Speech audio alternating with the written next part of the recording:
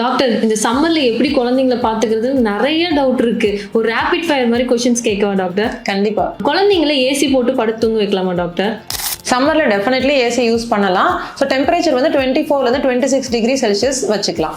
AC போட்டால் என் குழந்தைக்கு gold வராதா? அப்போ கோல்டு வந்து ஏசி காத்துனால கிடையாது. ரொம்ப நாள் கழிச்சு ஏசி யூஸ் பண்ணும்போது சர்வீஸ் பண்ணாமல் இருக்கும், ஒரு பேட் கண்டிஷனில் இருக்கும், ஃபங்கஸ் க்ரோத் மெயினாக வந்து இந்த ஏசி வென்டல்லாம் இருக்கும். ஸோ சர்வீஸ் பண்ணிட்டு யூஸ் பண்ணுங்க. சரி, அப்போ ஏசி வேண்டாம், ஃபேன் போட்டு படுத்து வைக்கலாமா டாக்டர்? டெஃபினெட்லி தாராளமாக யூஸ் பண்ணலாம். ஃபேன்ஸ் யூஸ் பண்ணக்கூடாதுன்னு நாங்கள் சொன்னதே கிடையாது. பட் நிறைய டைம்ல நான் பார்த்துருக்கேன், குழந்தைங்களை வந்து இந்த டேபிள் ஃபேன்லாம் யூஸ் பண்ணிட்டு பக்கத்திலே குழந்தைய படுக்க வச்சிருப்பாங்க. ஸோ அதுதான் டேஞ்சர். ஸோ அதை கொஞ்சம் பார்த்துக்கங்க. சரி டாக்டர், இப்போ சம்மர் டைம்ல என் குழந்தைக்கு நிறைய ஹீட் பபிள்ஸ் வருது, அது என்ன பண்ணலாம்? ஹீட் பபிள்ஸ் வராமல் தடுக்கிறதுக்கு தான் நம்ம இந்த ஏசி ஃபேன் யூசேஜ் பற்றிலாம் நான் சொன்னேன்.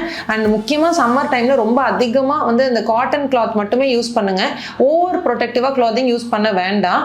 அண்ட் குழந்தைங்களை வந்து 2 வாட்டி குளிக்க வைங்க. குழந்தைங்களுக்கும் தனியாக ரொம்ப பிடிக்கும் இல்லையா? இப்போ எல்லாம் குழந்தைங்களுக்கு ஹீட் பபிள்ஸ் வருதுன்னு கூல் பவுடர் போடுறாங்க, அது குட்டா டாக்டர்? அது என்ன கூல் பவுடர் எனக்கு தெரியல. ஓகே, ஸோ மேபி அடல்ட்ஸ்க்கு இருக்கலாம். பட் குழந்தைங்களுக்குமே வந்து பவுடர் யூசேஜ் அப்படின்றது 1 இயர்க்கு மேலே எஸ் நம்ம யூஸ் பண்ணலாம்.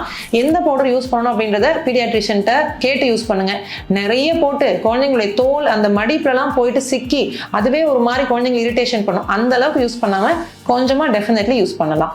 ஸோ நிறைய டவுட்ஸ் வருது, உங்களை மாதிரி உங்களுக்கும் இருக்கும்னு நினைக்கிறேன். கமெண்ட் பண்ணுங்க, எல்லா கொஷின்ஸ்க்கும் நான் ஆன்சர் பண்ணுறேன்.